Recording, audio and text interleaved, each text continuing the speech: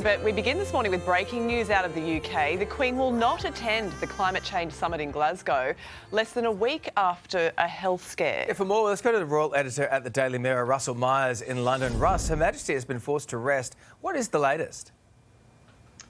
Well, good morning, guys. The latest is just that Her Majesty has been ordered, it would seem, by the doctors to stay at Windsor Castle and not make the journey up to Glasgow in Scotland for this big UN climate change conference. And of course, she has said that she really wanted to be there. I think that we all saw her a couple of weeks ago lambasting global leaders, including Scott Morrison at the time, for not committing to this big climate change conference. But it seems as though because she was in hospital last week, she had to have an overnight stay, her first of 8 years, that she's having these preliminary tests. And we don't know what she's being treated for at the moment, or even if there is a condition at the moment. But listen, I think she's got to put her feet up and rest easy, because, you know, there's obviously a COVID risk as well that the doctors are trying to look out for. She has been back at work, as we can see, via video link from Windsor Castle, but no physical engagements. How long would you expect that scenario to carry on for?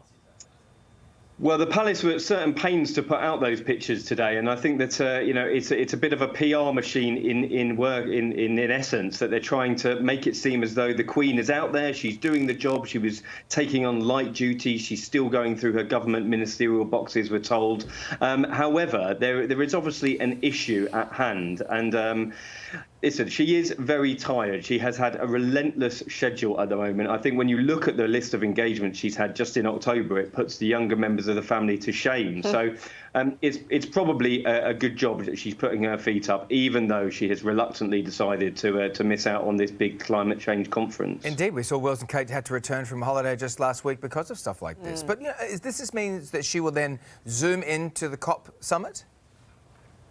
No, I think that's not going to happen now, David. The issue is that the travel is being deemed too much. I think there's been a lot of chatter about how tired Her Majesty is. And when you just look at it, like the list of engagements that she's taken on, she's had over 16 either in-person or virtual engagements. She's been having loads of meetings about the Platinum Jubilee next year. And it's just got all too much, I think. So yeah, it's a time for her to step back. Let the others take charge of it. Prince Charles will be there, Prince William as well, and their wives as well. So there will have quite a standing from the royal family there. But it's obviously a blow to the government, because I'm sure they would have wanted to be front and centre. Sure, without doubt. I'm sure she would have liked to have been front and centre too. It's a cause very close to all of members of the royal family, isn't it? In other royal news this morning, there are reports the Crown will feature an entire episode on Princess Diana's infamous Panorama interview. How do you think this will be received by the royal family?